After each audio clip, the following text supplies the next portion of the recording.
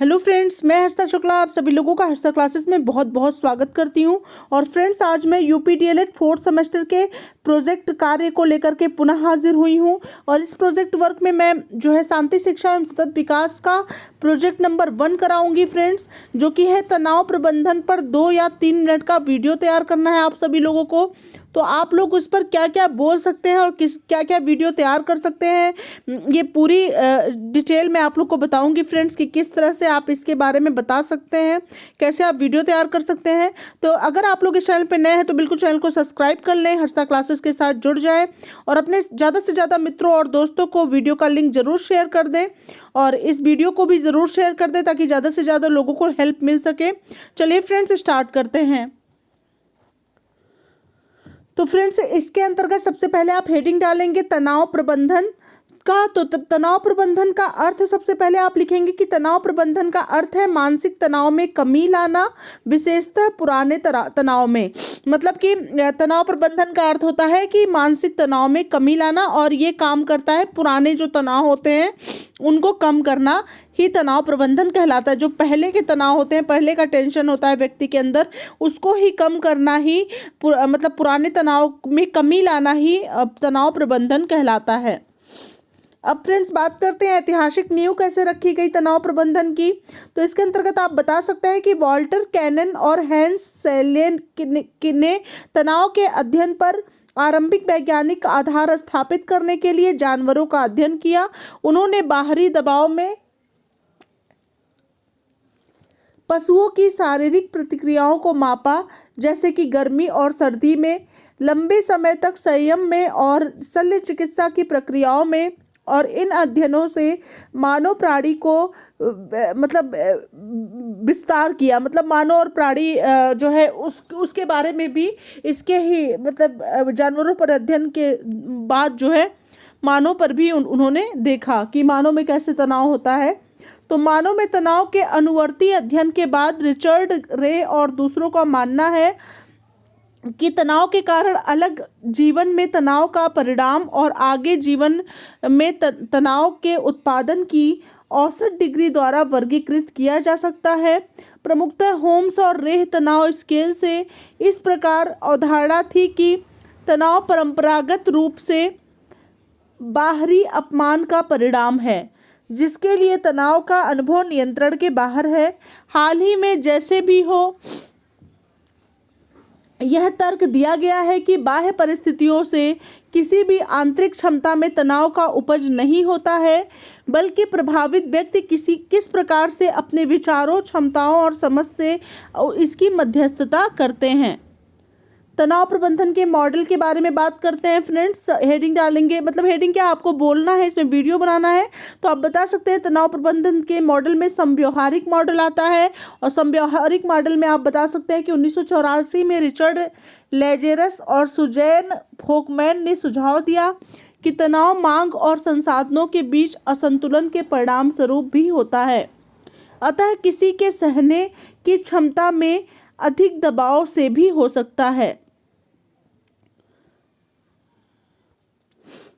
तनाव जो होता है फ्रेंड्स, प्रबंधन और विकास के विचार पर आधारित है कि तनाव एक तनावग्रस्त के लिए एक सीधी प्रतिक्रिया नहीं है, बल्कि एक संसाधन है जिसमें तनाव की प्रतिक्रिया में सहने की क्षमता, पक्ष को बदलने की क्षमता और मध्यस्थता की अनुमति से तनाव पर नियंत्रण पाया जा सकता है। ठीक है।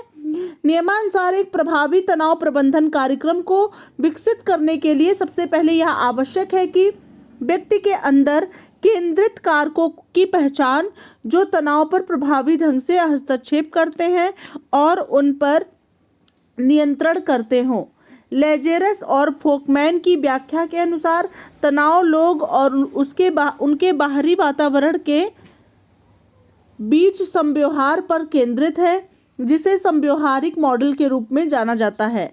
मॉडल तनाव की अवधारणा करता है कि कैसे एक व्यक्ति अपने तनाव की वजह से मूल्यांकन करता है और अपने संसाधनों के द्वारा तनाव पर काबू पाता है। ठीक है।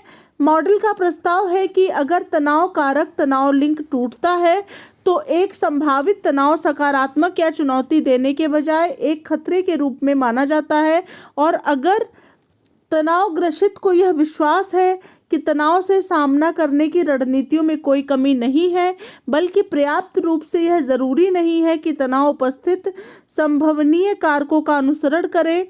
मॉडल का प्रस्ताव है कि तनाव को कम किया जा सकता है। ठीक है, अब अगला लिख सकते हैं फ्रेंड्स, तनाव ग्रसित लोगों की मदद उनकी तनाव पैदा करने वाले कारकों के प्रति अपनी धारणा बदलने और तनाव से निपटने के लिए कौशल प्रदान करें, जिससे उनके आत्मविश्वास में सुधार हो सके।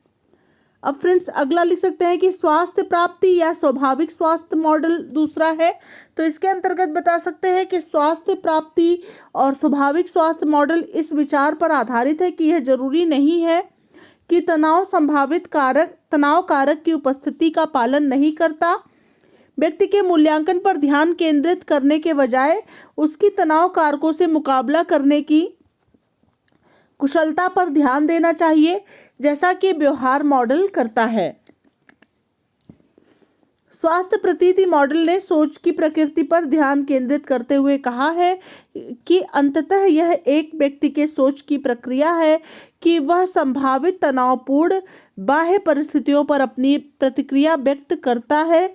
इस मॉडल में तनाव का कारण है ऐसे समय में अपने आप का मूल्यांकन करना, और जब असुरक्षा और नकारात्मकता की भावना की परिस्थिति हो, ऐसी अवस्था में अगर शांत दिमाग, आंतरिक ज्ञान और सामान्य बुद्धि के दृष्टिकोण के साथ इस मॉडल में तनाव अपने आप का मूल्यांकन करने से और किसी ऐसी परिस्थितियों का सामना करने से जहां असुरक्षा और नकारात्मकता की भावना हो, ऐसी अवस्था में अच्छा महसूस तब किया जा सकता है जब दुनिया के समीप बिल्कुल शांत दिमाग, आंतरिक ज्ञान और सामान्य बुद्धि को कायम रखते हुए जाए।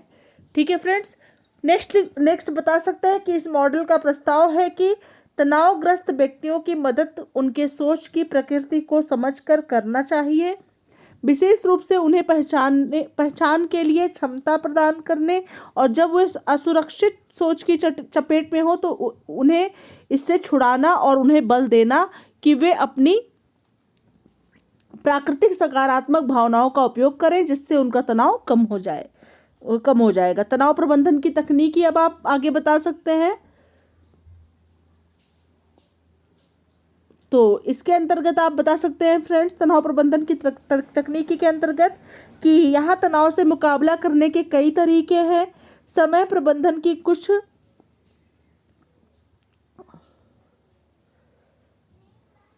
तकनीकें किसी व्यक्ति के तनाव को नियंत्रित करने में मदद कर सकती है। आकृति में जब मांग उच्च हो तो प्रभावी तनाव प्रबंधन सीखने की सीमा तय करने के लिए दूसरों की कुछ मांगों को ना कर देना चाहिए। ठीक है, निम्नलिखित तकनीकी को हाल ही में डिस्ट्रेसलाइजर कनाडा के मेडिकल एसोसिएशन के जनरल द्वारा डब किया गया है। तो डिस्ट्रेसलाइजर एक प्रक्रिया है जिसके द्वारा एक व्यक्ति के तनाव को दूर किया जा सकता है। तनाव प्रबंधन की तकनीकी सैद्धांतिक प्रतिमान के अनुसरण के अनुसार भिन्न हो जाएगी, लेकिन उनमें निम्नलिखित शामिल हो सकते हैं। ठीक है, अगला आप इसमें और भी प्रकार है। ऑटोजेनिक प्रशिक्षण, संज्ञानात्मक थेरेपी, संघर्ष का हल निकालना, ठीक है, व्यायाम, ठीक है, एक शौक पाल करके भी कर सकते हैं तनाव को दूर, ध्यान लगा करके भी तनाव को दूर किया जा सकता है, गहरी सांस लेकर के भी तनाव को दूर करते हैं। कहते हैं ना कि अगर आप को गुस्सा है या आप तनाव में है तो गहरी सांस लीजिए। न्यूट्रोपिक्स के द्वारा,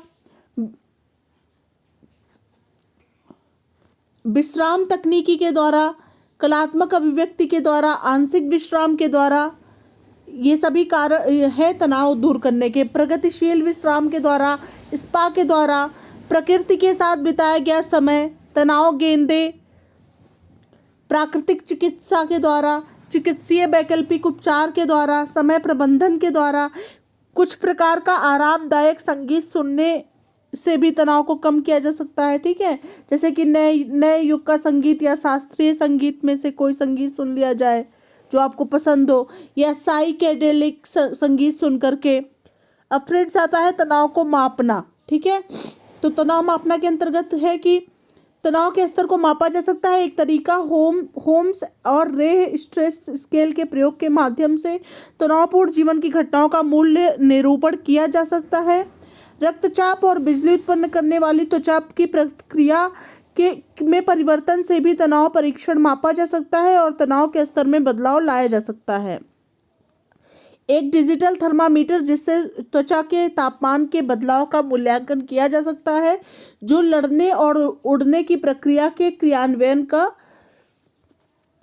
संकेत कर रक्त को चरम सीमाओं तक पहुंचाने से अलग रख सकते हैं। तनाव प्रबंधन से शारीरिक और असंक्राम्य लाभ प्रभाव है। ठीक है, तो इस प्रकार से तनाव प्रबंधन की प्रभावशीलता में गैर दवा हस्तक्षेपों के संयोजन का उपयोग कर सकारात्मक परिणाम परिलक्षित है। क्रोध या विदेश का इलाज, ऑटोजेनिक परीक्षण, इस प्रकार से आप ये सब लिख सकते हैं फ्रेंड्स। उसके बाद वार्तालाप के माध्यम से रोगोपचार, आपसी संबंधों या अस्तित्व के मुद्दों पर बायोफीडबैक, चिंता या नैदानिक अवसाद के लिए संज्ञानात्मक थेरेपी, तो ये सभी इलाज जो है इस तरह से तनाव को रोकने के लिए किए जा सकते हैं। तो होप आप लोग को ये अच्छे समझ में आ गया होगा फ्रेंड्स, और इसका मैं आप लोग को PDF प्रोवाइड करा दूंगी, जिससे आप लोगों को वीडियो मतलब जो ऑडियो आप लोग को बताना है, बोलना है, उसको बोलने में आप लोगों को दिक्कत नहीं होगी। आप लोग इसके माध्यम से समझा सकते हैं, बता सकते हैं। तो फ्रेंड्स नेक्स्ट वीडियो के साथ मैं पुनः हाजिर होंगी। अगर आप लोग को मेरा प्रयास अच्छा लग रहा है तो वीडियो को ढेर सारे लोगों तक पहुँचाएँ, ढेर सारे लोगों को शेयर करें, ताकि ज़्यादा से ज़्यादा लोग यहाँ से लाभान्वित हो सकें। मिलते हैं नेक्स्ट वीडियो के साथ, तब तक के लिए thank you so much friends, thanks for watching my video.